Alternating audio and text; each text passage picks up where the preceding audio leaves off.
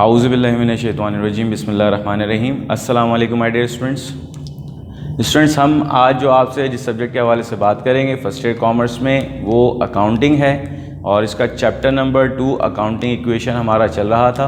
तो हमने इससे प्रीवियस लेक्चर्स में problem number 1, problem number 2, problem number 3 discuss की थी, जिसके अंदर हमने आपको अकाउंटिंग इक्वेशंस के इफ़ेक्ट्स बताए थे, मिसिंग फिगर्स के हवाले से बात की थी और फिर हमने एक छोटा सा क्वेश्चन किया था जिसमें हमने एक बिज़नेस का एक डायग्राम बनाई थी और उसकी कुछ ट्रांजैक्शंस को हमने अपनी अकाउंटिंग इक्वेशन में रिकॉर्ड करना सीखा था। तो स्टूडेंट्स यहाँ आप जो बात करेंगे तो बिल्कुल सिमिलर प्रॉब्लम है, इसमें कुछ और चीज़ें हमने ऐड की हैं। तो आइए देखते हैं कि इन ट्रांजैक्शंस को किस तरीके से हम अपनी अकाउंटिंग इक्वेशन में पुट करते हैं और इनके क्या इफ़ेक्ट्स हमें नज़र आते हैं। तो स्टूडेंट सबसे पहले बात करेंगे आपसे अकाउंटिंग इक्वेशन की। तो अकाउंटिंग इक्वेशन हमने अपने चैप्टर नंबर 1 में, इंट्रोडक्शन के चैप्टर में भी आपके साथ डिस्कशन का हिस्सा बनाया था। तो अकाउंटिंग इक्वेशन आपको बताती है कि एसेट्स बराबर होते हैं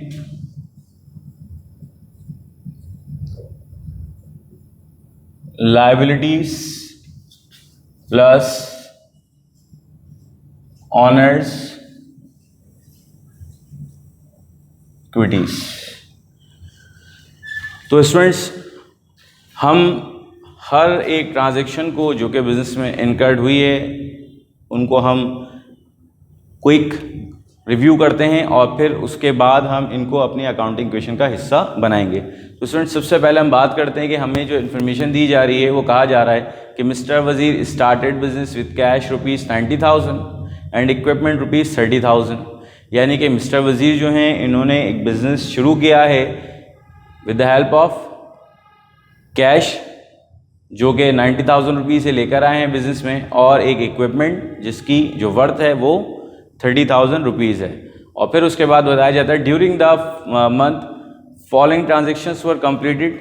तो इस पर्टिकुलर मंथ में कुछ ट्रांजेक्शन्स थी वो कंप्लीट की गई हैं।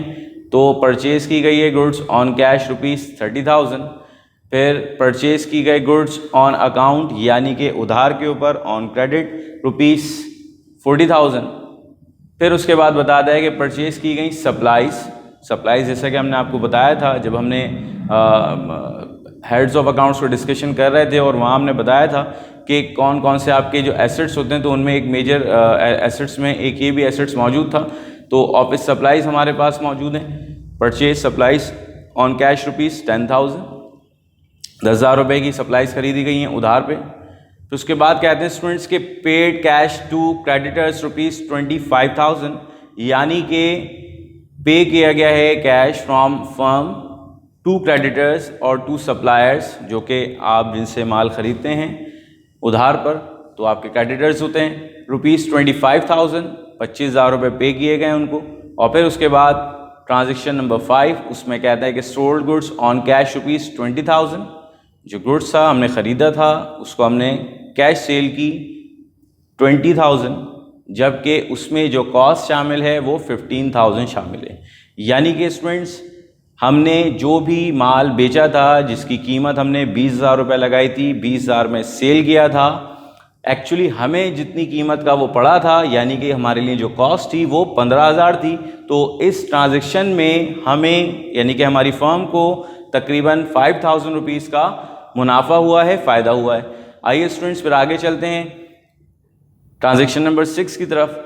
और कहा जाता है कि owner withdraw cash for personal use ₹10,000। मालिक ने बिजनेस से 10,000 रुपये पर्सनल यूज़ के लिए कैश निकाला।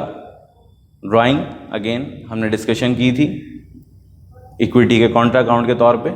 फिर उसके बाद बात करते हैं ट्रांजैक्शन नंबर 7 जिसमें कहा जाता है कि रिसीव किया गया कैश एज रेंट इनकम, यानी कि अब जो कैश रिसीव किया गया है वो रेंट इनकम के अकाउंट के तौर पे किया गया है जो कि 20,000 रुपीज़ है। और फिर लास्ट ट्रांजैक्शन में आपको कहते हैं कि पेड यूटिलिटीज़ एक्सपेंस ₹10,000, यानी कि जो भी बिजली पानी गैस वगैरह के जो बिल होते हैं उन्हें यूटिलिटीज़ कहा जाता है और हमने पे किए हैं हमारे बिजनेस से ₹10,000। तो उम्मीद करते हैं स्टूडेंट ये क्वेश्चन आपकी समझ आया होगा। आइए अब इसके सॉल्यूशन की तरफ मूव करते हैं और सबसे पहले बात करते हैं। अकाउंटिंग इक्वेशन हमारे सामने मौजूद है। तो सबसे पहले जो बात की जा रही है वो कहा जा रहा है कि मिस्टर वज़ीर ने स्टार्ट किया था बिज़नेस विद कैश रुपीज़ 90,000, यानी कि वज़ीर साहब ने इन्वेस्टमेंट की 90,000 इन फॉर्म ऑफ कैश। तो इसका मतलब है कैश हमारा एसेट होता है, एसेट बिजनेस में इंक्रीज कर रहा है रुपीज़ 90,000 से।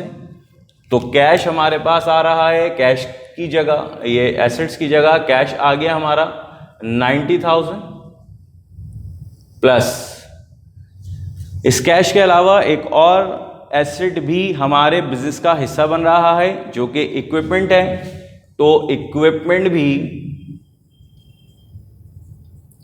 हमारे एसेट्स के अम्ब्रेला के अंडर ही आता है।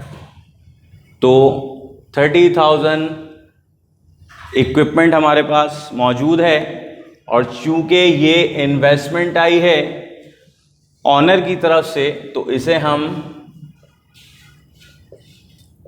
कैपिटल के नाम से जानते हैं स्टूडेंट्स, जो कि इसकी टोटल अमाउंट जो बनती है 1,20,000 रुपीज़ बनती है। उम्मीद करते हैं स्टूडेंट ये बात आपकी समझ आई होगी।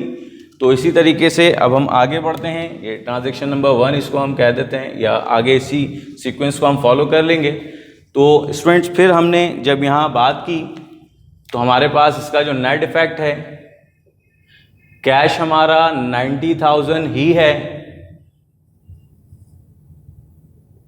इक्विपमेंट स्टूडेंट्स हमारा 30,000 है,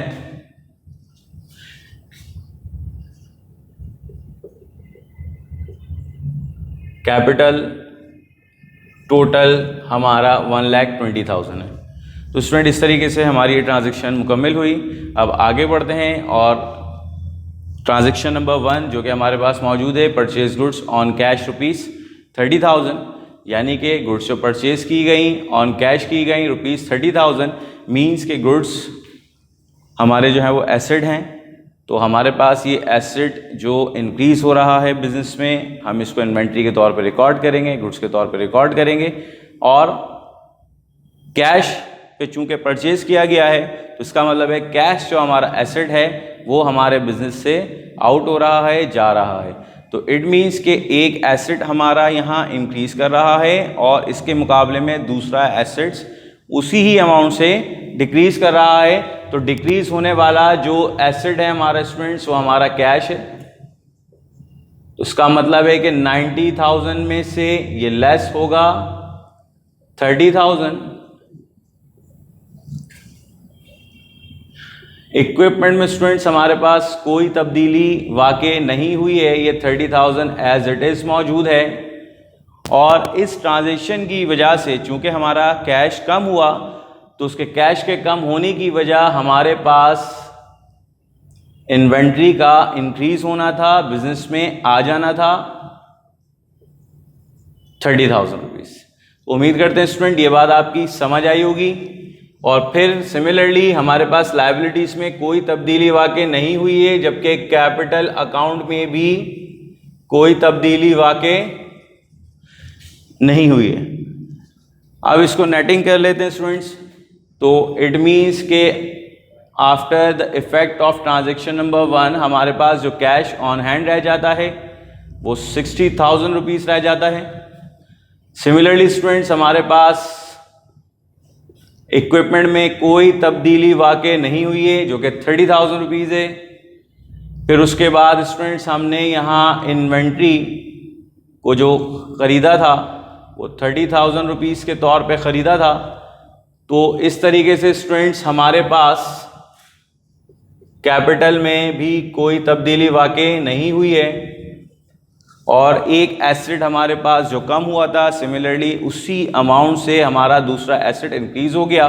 तो अगर हम इन तमाम अमाउंट्स को टोटल करें, डेबिट साइड को टोटल करें तो एग्जैक्टली ये आपकी क्रेडिट साइड के टोटल के अमाउंट के बराबर बनती है। उम्मीद करते हैं स्टूडेंट ये बात भी आपकी समझ आई होगी। अब आगे बढ़ते हैं और ट्रांजैक्शन नंबर 2 की बात कर लेते हैं। तो ट्रांजैक्शन नंबर 2 में स्टूडेंट्स हमें कहा गया है कि परचेज की गई हैं goods on account rupees 40,000। It means on account on credit का मतलब ये है कि ये जो माल ख़रीदा गया है ये उधार पर ख़रीदा गया है। इट मीन्स कि इस केस में हमारे पास से हमारा कोई एसेट नहीं जा रहा, बल्कि हमारा एक एसेट्स इन्वेंट्री के तौर पे हमारी अकाउंटिंग इक्वेशन का हिस्सा बनेगा। और इसी तरीके से चूँकि हमने ये उधार पे ख़रीदा है तो बिज़नेस के ऊपर एक ऑब्लिगेशन, एक लायबिलिटी जनरेट होगी, तो जिसे हम लायबिलिटीज़ के कॉलम के हेड के अंडर लिखेंगे। तो बात कर लेते हैं स्टूडेंट्स, यहाँ हमारे पास कैश में कोई तब्दीली वाक़ई नहीं हुई है, तो ये 60,000 as it is, plus equipment में भी कोई तब्दीली वाक़ई नहीं हुई है। इसी तरीके से स्टूडेंट्स इन्वेंट्री जो हमारे पास मौजूद है, इस इन्वेंट्री में स्टूडेंट्स हमारे पास 30,000 पहले से मौजूद था बैलेंस, जबकि मज़ीद जो ट्रांजैक्शन होने की वजह से इसमें इजाफ़ा हुआ वो 40,000 रुपीज़ था। और अल्टीमेटली इस चीज़ ने आपकी लायबिलिटी को इंक्रीज़ कर दिया, जिसे आप अकाउंट्स पेबल के नाम से जानते हैं। तो अकाउंट्स पेबल आपका एग्जैक्टली उतनी ही अमाउंट से इंक्रीज़ हुआ जितनी आपके पास इस ट्रांजैक्शन में इन्वेंट्री आई। और सिमिलरली स्टूडेंट्स आपके पास कैपिटल के अकाउंट में कोई तब्दीली वाक़ई नहीं हुई। और अब इस ट्रांजैक्शन की अगर हम नेटिंग कर लें तो हमारे पास cash 60,000 rupees plus equipment students 30,000 rupees हमारे पास मौजूद है, जबकि इन्वेंट्री की सूरत में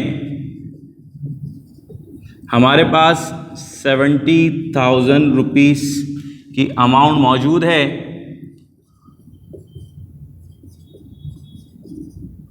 अकाउंट्स पेबल स्टूडेंट्स हमारे पास यहाँ 40,000 का जनरेट हुआ था, तो ये भी हमारी अकाउंटिंग इक्वेशन का हिस्सा बन चुका है। और इसी तरीके से कैपिटल जो हमारे पास पहले से मौजूद है, जिसकी अमाउंट में कोई तब्दीली वाक़ई नहीं हुई। तो स्टूडेंट्स इसी तरीके से आप डेबिट के बैलेंसेस को ऐड कर लें और क्रेडिट के दोनों बैलेंसेस को अगर आप ऐड कर लें तो दोनों ही इक्वल बन जाते हैं। उम्मीद करते हैं ये बात आपकी समझ आई होगी। अब आगे बढ़ते हैं और नेक्स्ट ट्रांजैक्शन जो कि हमारी ट्रांजैक्शन नंबर 3 है, जिसमें हमने परचेज़ की हैं सप्लाईज ऑन कैश रुपीज़ 10,000। तो स्टूडेंट्स यहाँ भी हम बात कर लेते हैं कि हमारे पास सप्लाईज जो कि एक एसेट है, एसेट हमारे पास इंक्रीज़ हुआ है चूँकि हमने यहाँ परचेज़ किया है। और चूँकि ऑन कैश परचेज़ हुआ है तो इट मीन्स कि कैश की सूरत में जो हमारे पास एसेट मौजूद था उसमें कमी वाक़ई हुई है, तो कैश के बैलेंस में मज़ीद कमी आएगी, जिसकी अमाउंट पहले से मौजूद 60,000 है, इसमें से 10,000 कैश कम हो जाता है। इक्विपमेंट में स्टूडेंट्स कोई तब्दीली वाक़ई नहीं हुई है, जबकि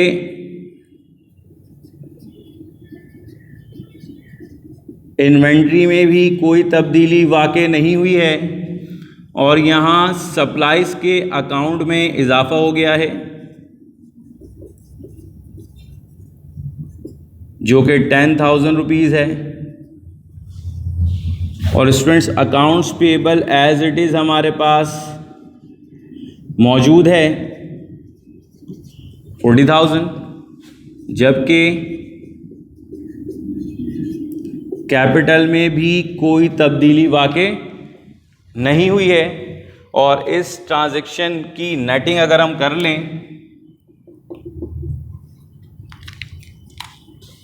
तो स्टूडेंट्स कैश हमारे पास जो मौजूद है 50,000 कैश मौजूद है।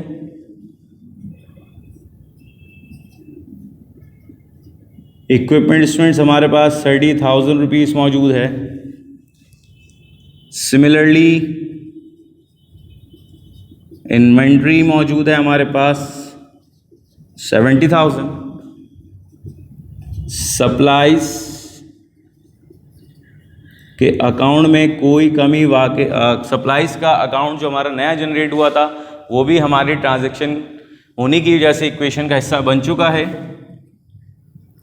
अकाउंट्स पेबल में स्टूडेंट्स कोई तब्दीली वाकई नहीं हुई है 40,000 रुपीज़।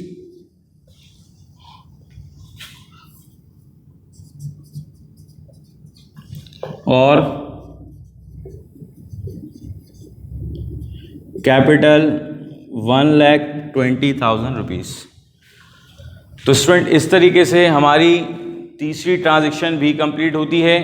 आगे बढ़ते हैं और बात करते हैं अपनी फोर्थ ट्रांजैक्शन की, जिसमें ये बताया गया है कि हमने पे किया, हमारे बिजनेस ने पे किया कैश टू क्रेडिटर्स, यानी कि जिनसे हमने कोई सामान उधार पर लिया था उनको पेमेंट की गई। तो इस सूरत में हमारे बिजनेस पर जो ऑब्लिगेशन जनरेट हुई थी जिसे हमने अकाउंट्स पेबल कहा था उसमें कमी वाक़ई होगी, और ये जो पेमेंट की गई है बाय कैश की गई है तो कैश इज़ योर एसेट, और इस एसेट में भी कमी वाक़ई हो जाएगी। तो आइए स्टूडेंट्स इस ट्रांजैक्शन को भी रिकॉर्ड का हिस्सा बनाते हैं। Transaction number 4। तो कैश में स्टूडेंट्स आपके पास जो कमी आ रही है, आपके पास बैलेंस था कैश का 50,000 में से आपने पेमेंट की सूरत में कैश को दे दिया 25,000, तो इसमें कमी वाक़ई हुई। जबकि आपके इक्विपमेंट में कोई तब्दीली वाक़ई नहीं हुई है। इसी तरीके से स्टूडेंट्स आपकी इन्वेंट्री में भी कोई तब्दीली वाक़ई नहीं हुई है। सप्लाईज भी आपका एज इट इज़ स्टूडेंट्स मौजूद है। जबकि अकाउंट्स पेबल जो आपके ऊपर जनरेट हुआ था बिजनेस के ऊपर तो उसमें तकरीबन 25,000 की कमी वाक़ई हुई है। तो 40,000 में से जो पेमेंट की 25,000, इसलिए हमने इसको कम किया, माइनस किया। जबकि आपके कैपिटल अकाउंट में कोई तब्दीली वाक़ई नहीं हुई, एज इट इज़ 1,20,000 रुपीज़ आ जाता है। तो स्टूडेंट्स अब इसकी नेटिंग कर लेते हैं। तो इस वक्त जो हमारे पास कैश मौजूद है, स्टूडेंट्स हमारे पास 25,000,